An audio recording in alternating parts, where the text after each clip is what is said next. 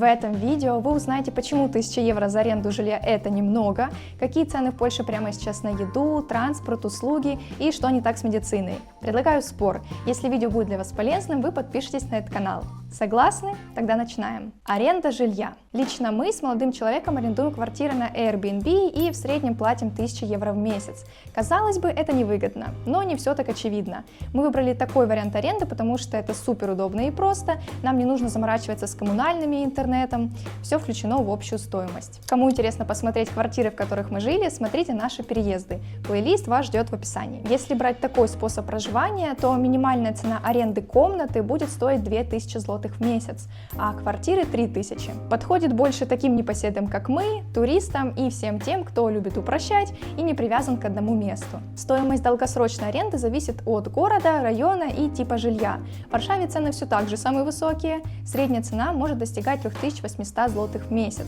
Во Вроцлаве, Кракове и Гданьске это 3000 злотых. Еще дешевле в Щецине, Гдыне, Познане, Катовице, Люблине и Лодзи. Лидирует среди больших городов Быдгощ со средней арендной платой в 1967 злотых в месяц. Если рассматривать цены конкретнее, то, например, в Варшаве, где дороже всего, средняя цена однокомнатной квартиры почти 2900 злотых, двухкомнатной 3700, трехкомнатной 5500, а еще больше по размеру стоит 10700 злотых. Ссылку на сайт с актуальными ценами во всех больших городах оставлю в описании. Такой тип аренды подходит почти всем. А если вы, например, студент или переезжаете в Польшу один, то логичнее и доступнее для вас будет снимать маленькую квартиру, кавалерку.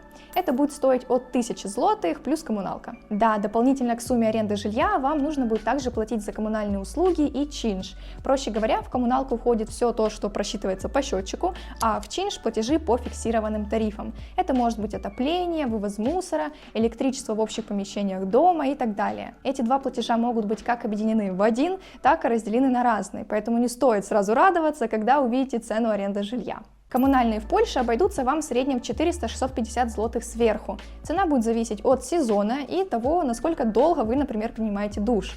И да, коммуналка тоже может быть включена в стоимость аренды, которую вы видите на сайте, но это скорее редкость. И также она может быть как фиксированная, так и плавающая. А чинш может стоить до 250 злотых. Кстати, в комментариях можете поделиться своим опытом аренды жилья в Польше и тем, сколько за него платите. Это будет полезно как мне, так и другим зрителям. И не стоит забывать про кауцию, залог, который вы даете владельцу в начале аренды. Если ничего в квартире не поломаете, его вам вернут. Обычно эта сумма равная месячной оплате за жилье. А если вы будете арендовать жилье через агентство, а не напрямую хозяина, то и они запросят свою часть, помимо залога. Вроде звучит все легко и понятно, но арендовать жилье в Польше не так уж и просто. Многие арендодатели требуют документ, который называется указио-найм. Это договор аренды жилья в Польше, для которого необходимо поручительство от другого владельца жилья в Польше.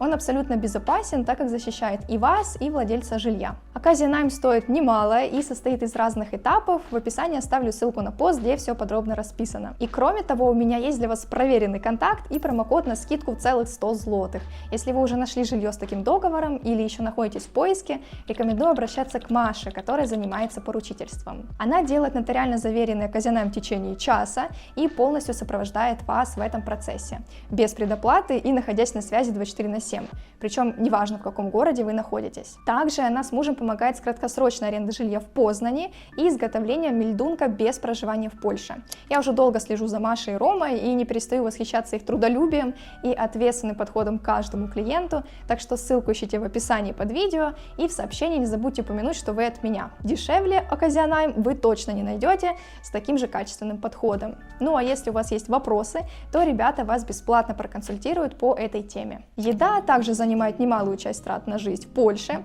Мы обычно закупаемся на 5 дней, чтобы ничего не пропало, и в среднем это выходит на 350 злотых или 78 евро. То есть в месяц это примерно 2100 злотых. Сюда входят и продукты, и всякие бытовые вещи. В среднем 2 человека могут потратить на закупки 1200-2000 злотых.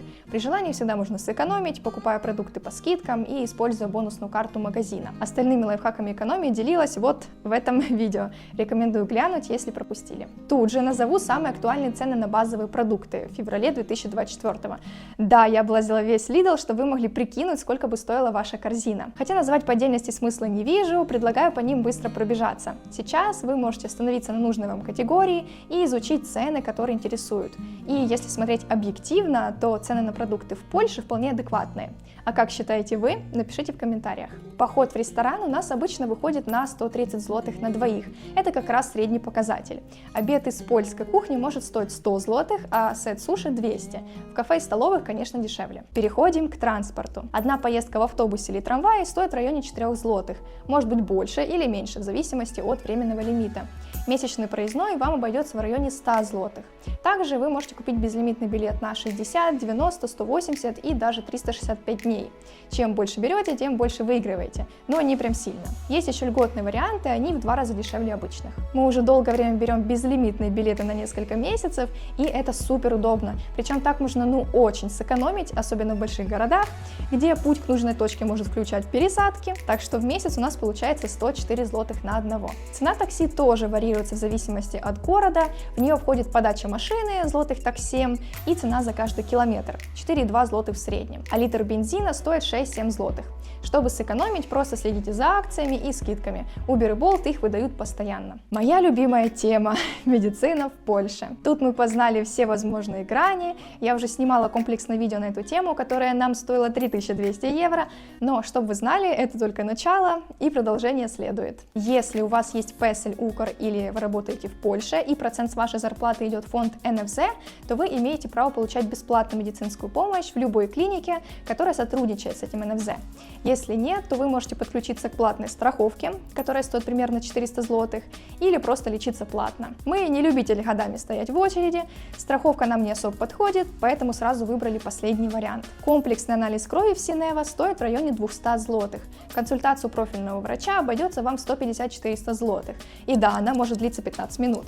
А, например, очки для зрения, так где они, стоили мне 569 злотых. Стоматология — это вообще космос в плане цен, но когда найдете свою клинику и классных врачей, то поймете, что оно того стоит. Чистка зубов стоит 250 злотых, лечение кариеса 300 злотых, удаление зуба мудрости 550-700 злотых. А еще стоит учитывать, что лечение одного зуба может делиться на несколько этапов и платежей.